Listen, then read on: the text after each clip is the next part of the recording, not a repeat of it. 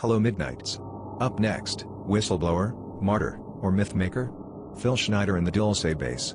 Let us know where you are listening from and don't forget to subscribe. Thank you. Phil Schneider remains one of the most enigmatic and polarizing figures in modern ufology. His story, combining underground military bases, alien wars, suppressed technology, and a suspicious death, has fueled decades of speculation and remains a cornerstone of contemporary conspiracy theories. To some, he is revered as a brave whistleblower who paid the ultimate price for exposing profound, hidden truths. To others, he was a deeply troubled man, perhaps suffering from mental illness, or even an unwitting pawn manipulated by external forces. The mystery surrounding his life, his extraordinary claims, and his sudden, suspicious death remains unresolved, casting a persistent shadow in the world of clandestine operations and extraterrestrial contact. To fully grasp the complexities of Phil Schneider's narrative and the enduring debates surrounding it, it's crucial to understand the historical, cultural, and political context of ufology and conspiracy theories in the latter half of the 20th century. The post-Roswell era, ignited by the alleged 1947 UFO crash in New Mexico and the subsequent swift government retraction, profoundly shaped public perception. This event generated a deep-seated public suspicion of government secrecy regarding extraterrestrial contact, fostering a climate where official denials were often interpreted as proof of a cover-up. This atmosphere was further exacerbated by pervasive Cold War paranoia, where vast governmental secrecy surrounding military and intelligence operations, including the development of advanced weaponry and surveillance programs, cultivated an environment of profound distrust. The public was already primed to believe that powerful, hidden entities were operating outside public view, setting a fertile stage for narratives like Schneider's to take root. Concurrent with these developments was the rise of the New World Order narrative, which painted a picture of a secretive cabal of global elites plotting a totalitarian world government. Schneider's claims of alien collusion with these elites and the systematic suppression of advanced technology provided a convenient and terrifying framework, adding an alien dimension to humanity's perceived subjugation and connecting seemingly disparate elements of global control. Furthermore, the burgeoning Internet, though nascent in 1996, began to serve as a powerful new vector for disseminating information outside mainstream media. Schneider's lectures, often recorded on VHS tapes, found a new and permanent life online, allowing his sensational story to reach a global audience and be amplified by like-minded individuals and communities eager for alternative, often radical, explanations. This digital echo chamber ensured his claims resonated far beyond traditional media reach. Schneider claimed a deeply embedded military lineage that predated his own involvement in secret projects. His father, Oskar Otto Schneider, was allegedly a German U-boat commander during World War II, later captured and purportedly recruited into U.S. naval intelligence under Operation Paperclip, a controversial program that brought German scientists and engineers to the U.S. after the war. Phil asserted his father worked on highly classified projects, including the Philadelphia Experiment, a covert Navy project in the 1940s supposedly aimed at rendering ships invisible via electromagnetic fields, and Operation Crossroads, nuclear testing at Bikini Atoll in 1946, during which Phil claimed UFO activity was observed, documented, and actively photographed by his father. Phil often linked his father's supposed top-secret work to his own early exposure to classified projects and non-human intelligence, suggesting a hereditary involvement in the deep state's hidden activities. Interestingly, genealogical research conducted by his uncle's family has cast significant doubt on his father's claimed German U-boat commander background, suggesting his father was actually a Native American and had no such wartime or intelligence involvement. These glaring discrepancies, however, are often swiftly dismissed by Schneider's proponents as further proof of an ongoing, elaborate government cover-up, asserting that official records could easily be altered or fabricated to obscure the truth and protect national security interests, thereby bolstering the very conspiracy he claimed to expose. These alleged familial experiences, Phil believed, exposed him from an early age to a world of classified projects, profound secrecy, and the existence of non-human intelligence, purportedly preparing him for his eventual revelations to the public. Phil Schneider described himself as a geological and structural engineer, asserting he was contracted by major industrial firms like Morrison Knudsen, Bechtel, and EG&G, companies with genuine histories of working on large-scale government and infrastructure projects. He claimed to have helped construct over a dozen deep underground military bases across the U.S., a network of hidden facilities stretching for thousands of miles beneath the surface. He vividly described the extraordinary technologies employed, including nuclear-powered tunnel-boring machines capable of melting solid rock through a vitrification process, reportedly advancing at an incredible rate of 7 miles a day, leaving behind smooth, glass-like tunnels. These mile-deep bases, he alleged, were connected by advanced Mach 2 maglev trains, allowing rapid transit between distant underground facilities, creating a logistical network far surpassing anything known to the public. He claimed entire cities existed beneath military compounds, particularly at sites like Dulce, Area 51, and Groom Lake. He stated that a staggering 131 underground bases existed within the U.S. alone, with over 1,400 globally, all funded by an astronomical $1.3 trillion black budget, a covert appropriation completely hidden from public and congressional oversight. He often emphasized the immense scale of these projects, suggesting the existence of a parallel, covert civilization thriving beneath the surface, funded by taxpayer money diverted through clandestine channels. While direct public contracts linking these specific companies to secret DUMBs remain unconfirmed, these firms are indeed known for their involvement in large-scale, sensitive government projects, adding a layer of superficial plausibility to Schneider's claims for some listeners. His assertions deftly tapped into existing public anxieties about hidden government expenditures, uncontrolled power, and secret projects, particularly in the post-Cold War era when trust in governmental transparency was already waning, finding fertile ground in the burgeoning internet age and early online conspiracy communities. Understanding the concept of a black budget, government spending kept secret for classified military and intelligence operations, is key here. While such budgets genuinely exist, Schneider's figures and purported uses stretched far beyond any publicly acknowledged realities, pushing the boundaries of what most would consider plausible. The central and most dramatic story in Schneider's lectures is what he described as a deadly 1979 firefight at the Dulce Base, a clandestine joint U.S. alien facility nestled deep beneath the Archuleta Mesa in New Mexico. According to Schneider, this brutal encounter occurred during an expansion of the Dulce DUMB, a project he was actively involved in as an engineer responsible for geological surveying and subsurface construction. His team was drilling a new section for an additional underground level when they inadvertently breached a massive, pre-existing alien cavern that was not on any blueprints provided by the U.S. government.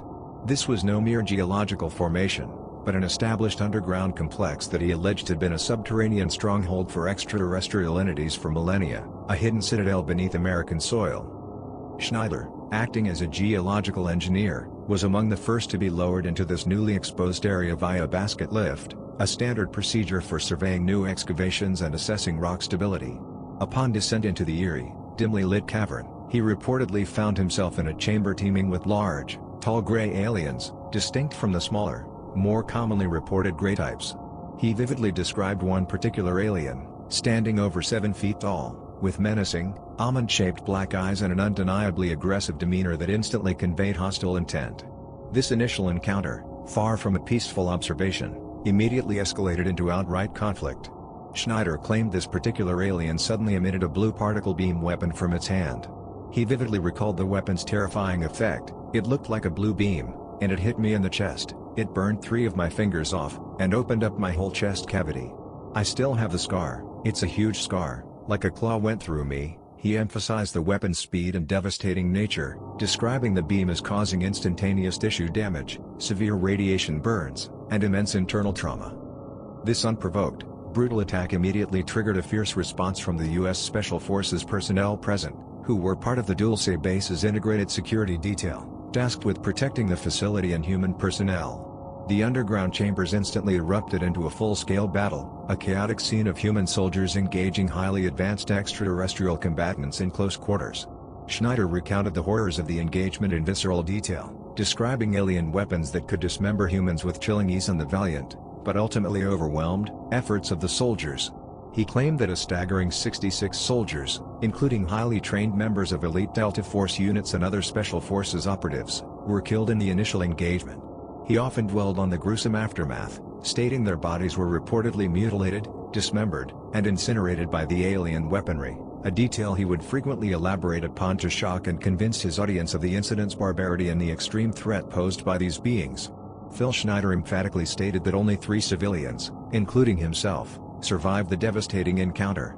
He claimed that in the midst of the chaos, he personally managed to kill at least 2 of the gray aliens with a specialized pulsed plasma weapon he was carrying, a prototype supposedly developed by the U.S. government for anti-alien combat. suggesting a pre-existing awareness and preparation for potential extraterrestrial hostilities. He described being dragged to safety by a brave Green Beret soldier, an act that undoubtedly saved his life, as he was severely wounded and bleeding profusely. This horrifying incident, he maintained, marked a critical turning point in the covert relationship between the U.S. government and the extraterrestrial entities, leading to a profound breakdown of existing treaties and an undeclared, ongoing subterranean war that he believed was still raging beneath the Earth's surface. As physical evidence for his claims, he would often dramatically display his clearly visible 3 missing fingers on his left hand, a massive and disfiguring chest scar allegedly from the alien weaponry, and his chronic radiation illness, which he believed ultimately led to his various cancers and neurological damage. He presented himself as a living testament to the truth of his extraordinary claims, a walking, wounded survivor of an alien war. It's important to note that the Dulce Base conspiracy theory, though amplified and dramatized by Schneider, originated earlier with businessman Paul Benwitz. In the late 1970s and early 1980s, Benwitz, an electronics expert, claimed to intercept electronic signals and communications from an underground alien facility near Dulce, New Mexico, fueling the narrative of a secret human-alien collaboration. Benwitz's mental health reportedly deteriorated significantly, partly due to his intense focus on these claims and partly, as later revealed, due to deliberate disinformation campaigns orchestrated by figures like Richard Doty from the Air Force Office of Special Investigations. These campaigns were designed to misdirect Benwitz's investigations away from actual, classified human projects like stealth aircraft development by feeding him increasingly fantastic and often contradictory false information about aliens. This historical context demonstrates how a germ of truth covert military operations could be twisted into fantastical narratives of violent alien conflict, inadvertently laying some groundwork for Schneider's more dramatic and gruesome claims. Schneider made numerous claims regarding extraterrestrial life itself, weaving a complex tapestry of alien involvement on Earth. He alleged that in 1954, a treaty known as the Greada Treaty was signed under President Dwight D. Eisenhower at Holloman Air Force Base. This alleged agreement was a deeply controversial and Faustian bargain. It purportedly allowed a limited number of gray aliens to abduct humans and animals for scientific experiments, particularly genetic ones, in exchange for advanced extraterrestrial technology and knowledge, ranging from anti-gravity propulsion to exotic energy sources. Schneider vehemently claimed this treaty was frequently and flagrantly violated by the aliens, who routinely exceeded their allotted quota of abductions, conducted unauthorized genetic experiments, and began aggressive expansion and genetic manipulation of human populations, sometimes even using human and animal biological material for sustenance. While the concept of Eisenhower meeting aliens has been a persistent theme circulated by various ufologists and conspiracy theorists, there is no official or independently verifiable record of a Greada Treaty. Schneider's alien typology was detailed and specific, drawing from and contributing to broader ufological lore. He primarily focused on the grays, differentiating between short grays and tall grays. The short grays, often depicted as the common abductors in popular culture, were described as typically around 3.5 to 4.5 feet tall, with large, bulbous heads, distinctively large, black, almond-shaped eyes, and thin, frill bodies. These beings, he asserted, were primarily involved in extensive genetic experimentation, hybrid breeding programs, and psychic manipulation of humans, serving as the frontline workers in the alien agenda. The tall grays, like the one he dramatically encountered at Dulce, were said to be much larger, reaching heights of 7 or 8 feet. Schneider described them as appearing more commanding, with more defined features, and acting as overseers or commanders of the short grays, appearing far more menacing and powerful in their presence. He also spoke extensively of reptilians, specifically the Draco species, whom he viewed as the ultimate, malevolent controllers of the hostile alien agenda on Earth. These beings were described as cunning, manipulative, and possibly interdimensional, operating from the shadows to secretly manipulate human governments, financial institutions, and even religious bodies through various forms of infiltration, mind control, and telepathic influence, all with the long-term goal of the eventual enslavement of humanity. Their appearance, as their name suggests, was reptilian in nature, with scales, sometimes tails, and often distinctive slit pupils, and they were consistently described as having a strong, intimidating, and often terrifying presence. In stark contrast to these malevolent species, Schneider occasionally mentioned Nordics, human-like beings described as benevolent, typically blonde-haired, blue-eyed, and often physically attractive. These entities were allegedly sympathetic to humanity's plight and, According to Schneider, occasionally attempted to warn humans about the hostile alien agenda and the dangers posed by the Greys and reptilians, though their interventions were limited by some cosmic non-interference directive or by their perceived inability to directly confront the more powerful hostile factions. He further claimed the U.S. government knew of up to 11 confirmed alien species residing on or visiting Earth, at least 7 of which were actively hostile, leading to a complex and dangerous web of alliances and conflicts far beyond public comprehension. He believed that the aliens, particularly the Greys, had systematically violated the Greada Treaty, vastly expanded their abduction programs, and were actively preparing for a full-scale human takeover by 2029, a date he often cited with a palpable sense of urgent dread. He used this impending doom to urge immediate public awareness and resistance against this insidious infiltration.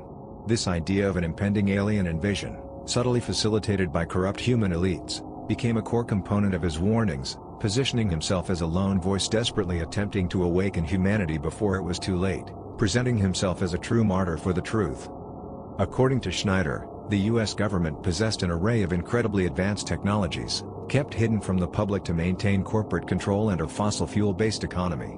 These suppressed innovations included anti-gravity craft, allowing for revolutionary transportation, functional zero-point energy systems, which could provide unlimited, clean energy, and miraculous cancer cures, all deliberately concealed to ensure the continued dominance of powerful corporations in the energy, pharmaceutical, and defense sectors, thereby suppressing technologies that would liberate humanity from energy dependence, disease, and poverty.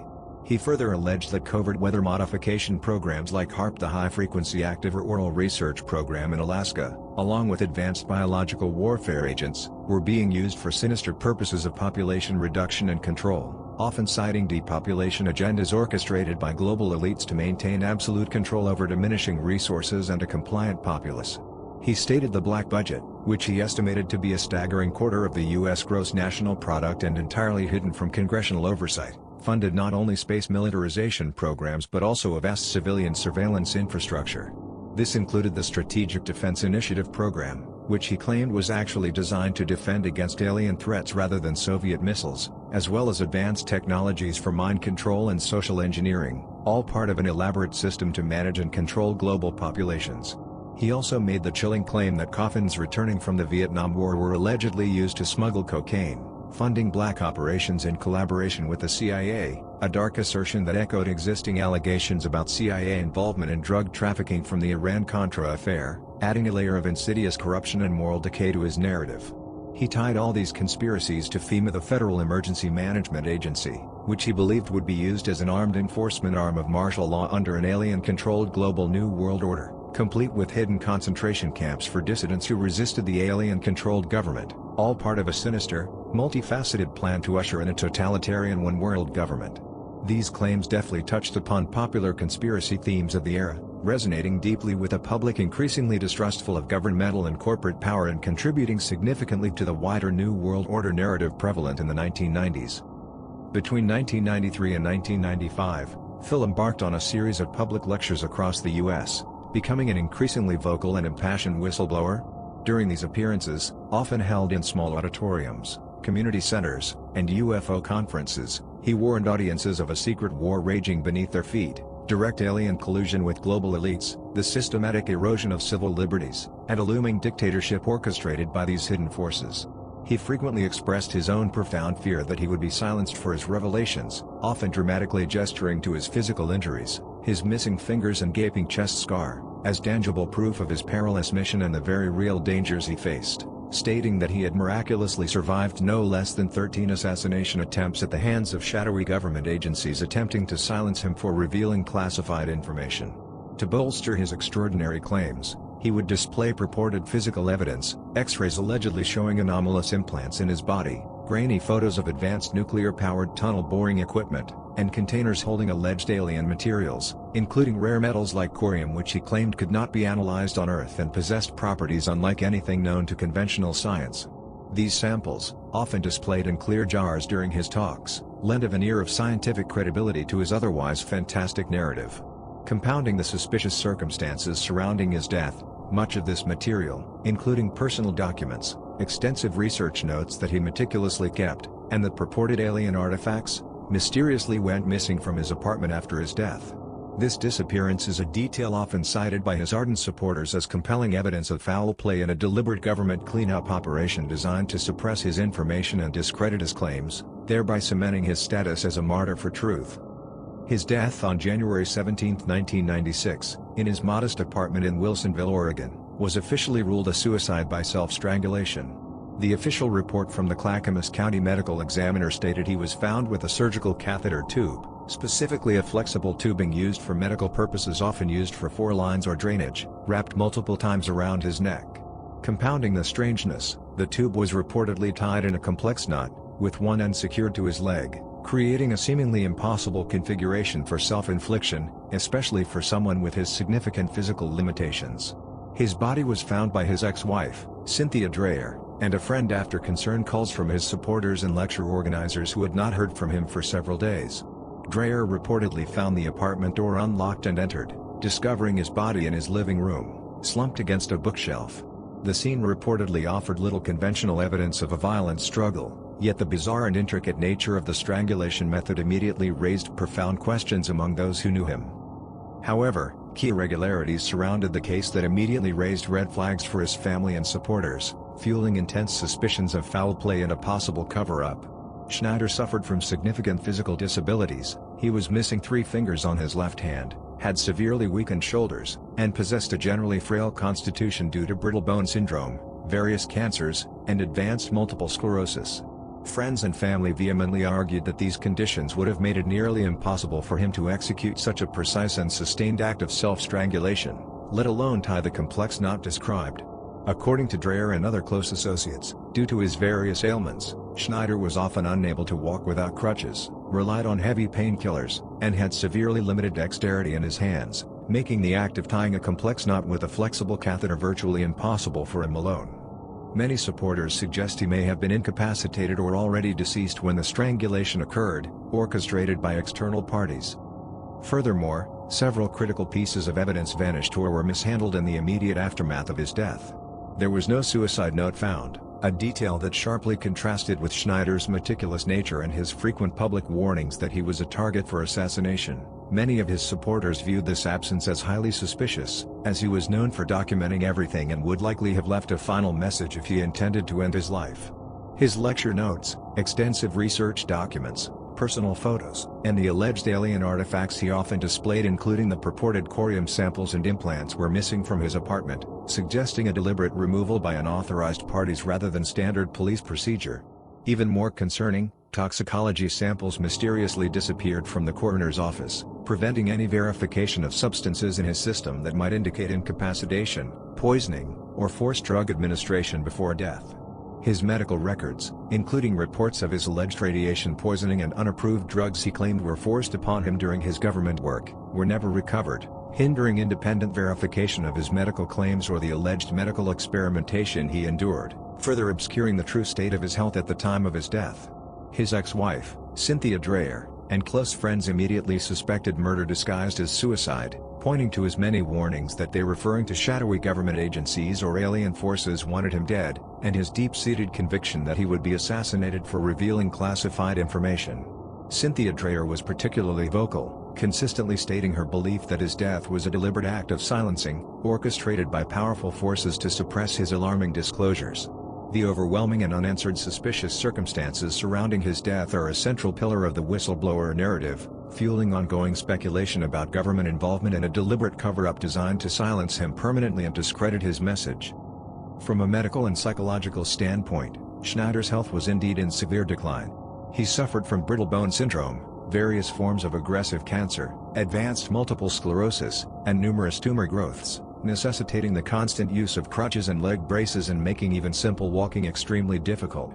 He took regular beta-serone injections, ostensibly for his MS, but he sometimes hinted at other, more covert medical interventions or experimental treatments he claimed were forced upon him during his secret government work, leading to his chronic health issues.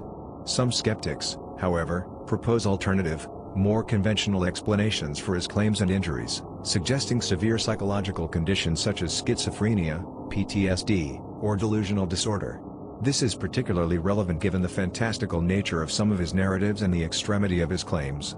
A notable FBI FOIA release, frequently cited by skeptics and those questioning his veracity, revealed that Schneider was a former patient of Damisch State Hospital, Wilsonville, Oregon from July 30, 1968, to January 29, 1969. While at Damisch, Schneider was characterized as schizophrenic with chronic and differentiated traits.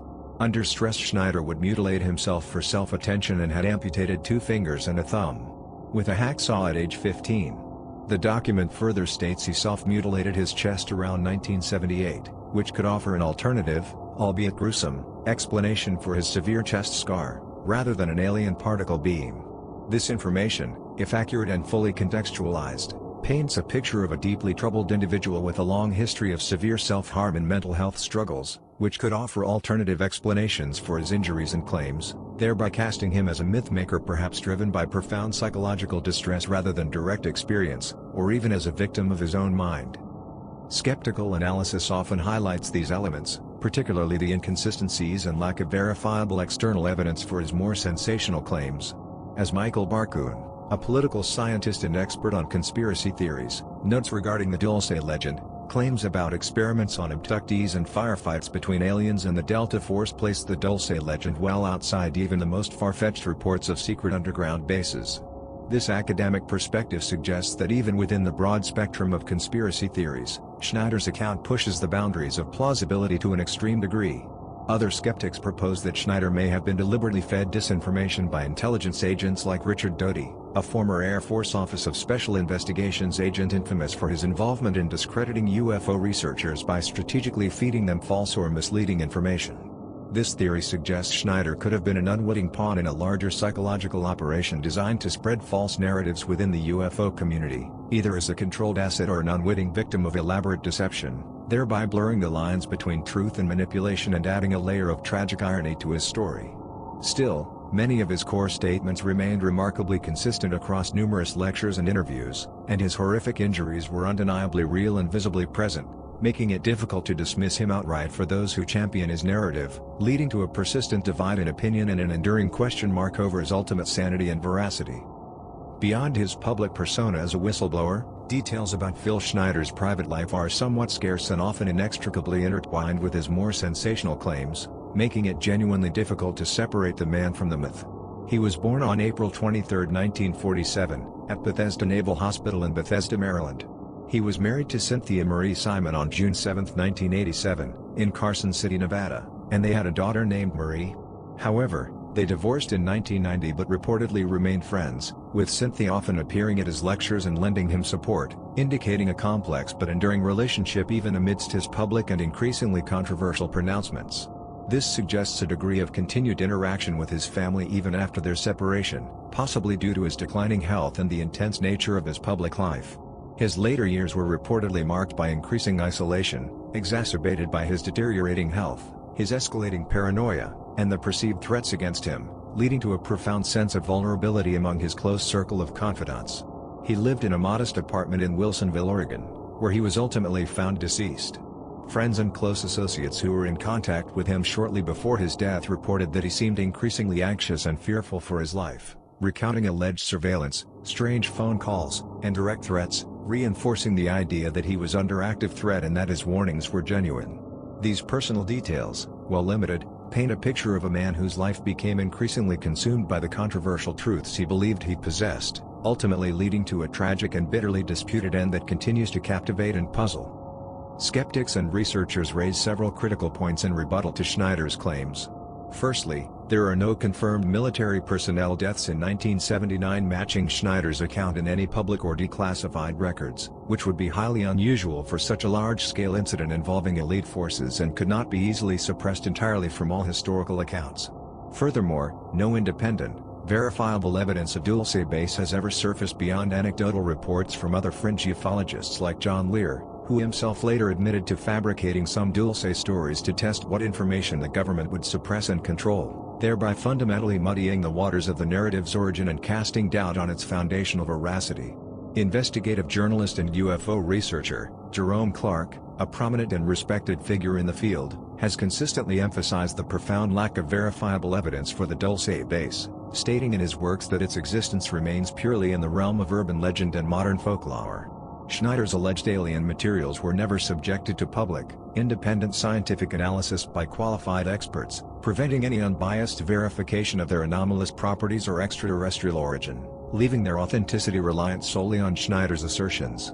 Technical inconsistencies have also been noted in his descriptions of weaponry and base construction, which some experts argue are not scientifically plausible given known engineering capabilities of the time, or appear to be merely extrapolations of existing, publicly known technologies rather than truly novel alien ones, suggesting a fantastical interpretation rather than direct observation.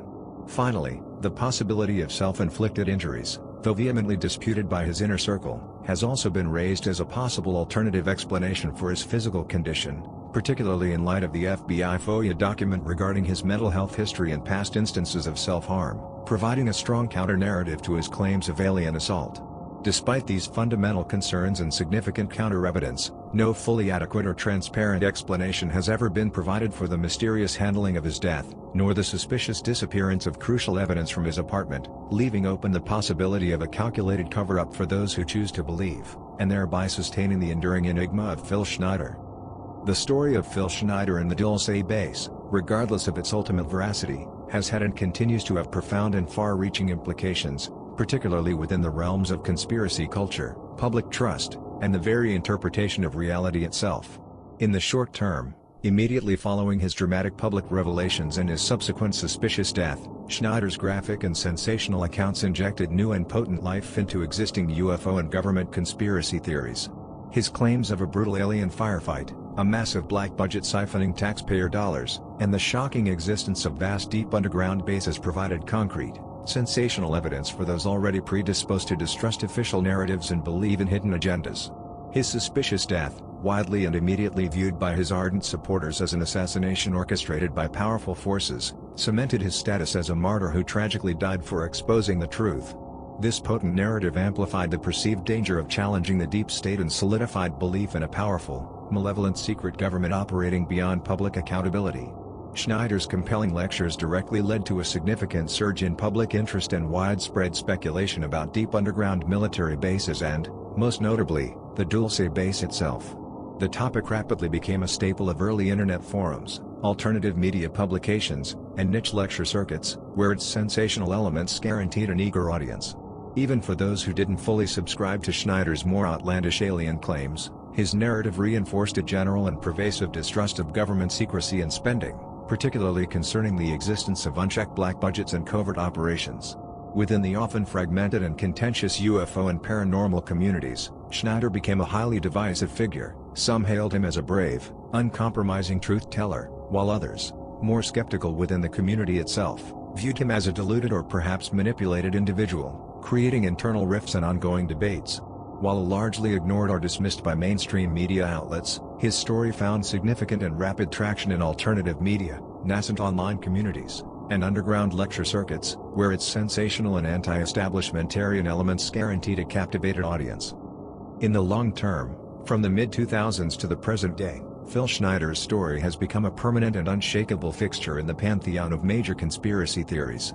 It is regularly referenced in discussions about secret societies, alleged alien contact, government cover-ups, and the looming New World Order. Countless websites, documentaries, and books continue to propagate his claims, often without critical examination or verification.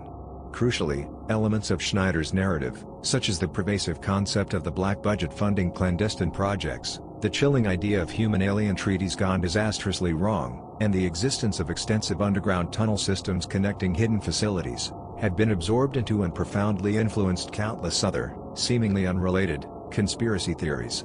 He effectively helped popularize and entrench tropes that are now common in broader conspiratorial thinking across various domains. Even for individuals who do not directly believe in aliens, the underlying themes of pervasive government deception, unchecked corporate control, and the suppression of revolutionary technologies inherent in Schneider's story contribute to a generalized and widespread erosion of public trust in official sources, mainstream science, and traditional institutions. This pervasive distrust makes populations increasingly susceptible to various forms of disinformation and alternative narratives. The enduring popularity and resilience of Schneider's story, despite the significant lack of verifiable evidence and compelling alternative explanations for his injuries and claims such as the FBI FOIA document detailing his mental health history, highlights a broader societal challenge in distinguishing credible information from speculative or fabricated narratives in an increasingly complex information landscape. Furthermore, Schneider's image as a martyred whistleblower has set a powerful precedent and become a potent archetype within conspiracy culture. This archetype encourages the immediate belief that anyone who dies under mysterious circumstances after revealing controversial information must have been silenced by powerful, shadowy forces, regardless of specific, verifiable evidence surrounding their death. Beyond the realm of pure belief, the Dulce Base and various elements of Schneider's story have even seeped into popular culture, appearing directly or indirectly in science fiction, video games, and online creative works, demonstrating how such narratives can transcend their origins and become an indelible part of a collective cultural imagination. From an academic perspective, Schneider's extraordinary case serves as a rich and complex case study for researchers studying the formation, dissemination, and persistence of conspiracy theories, the intricate role of mental health in belief systems, and the profound impact of disinformation campaigns on public perception.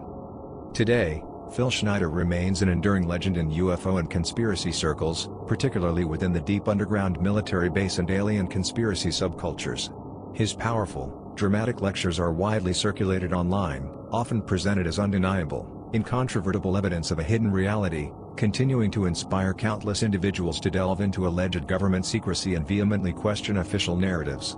His story has spawned and inspired numerous documentaries, such as The Underground and Dulce Wars, countless books and podcasts exploring forbidden alien treaties, secret deep bases, and pervasive government secrecy, and has influenced a generation of researchers and skeptics alike, who tirelessly probe the fine line between verifiable reality, tragic delusion, and calculated deception.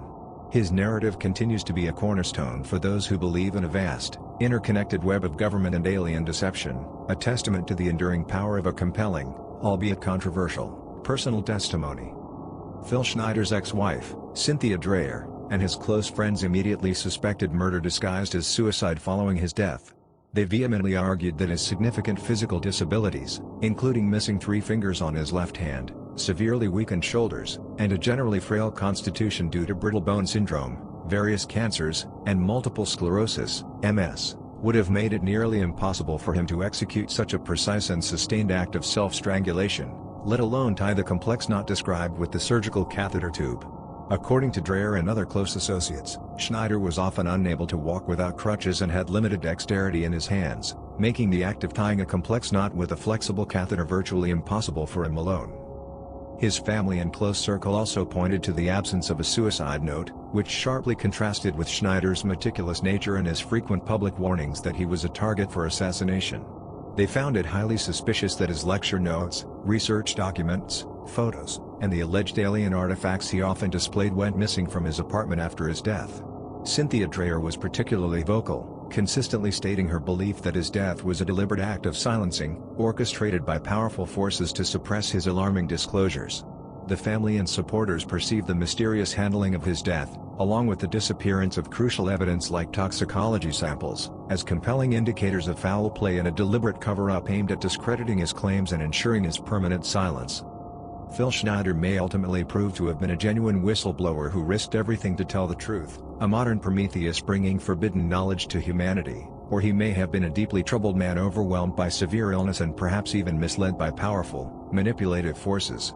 Regardless of the final judgment, the disturbing lack of a thorough and transparent investigation into his death, coupled with the convenient disappearance of crucial evidence, continues to raise unsettling questions for many. Whether he was tragically killed for what he knew or tragically haunted by what he believed, Schneider's story endures as a chilling and complex cautionary tale, a narrative steeped in secrecy, the dark side of scientific advancement, and the potentially fatal price of forbidden knowledge. His legacy is a complex tapestry woven from threads of fact, pervasive speculation, psychological intrigue, and an enduring mystery, continuing to challenge conventional understanding of hidden government operations and extraterrestrial contact, thereby ensuring his indelible place as one of ufology's most debated and captivating figures.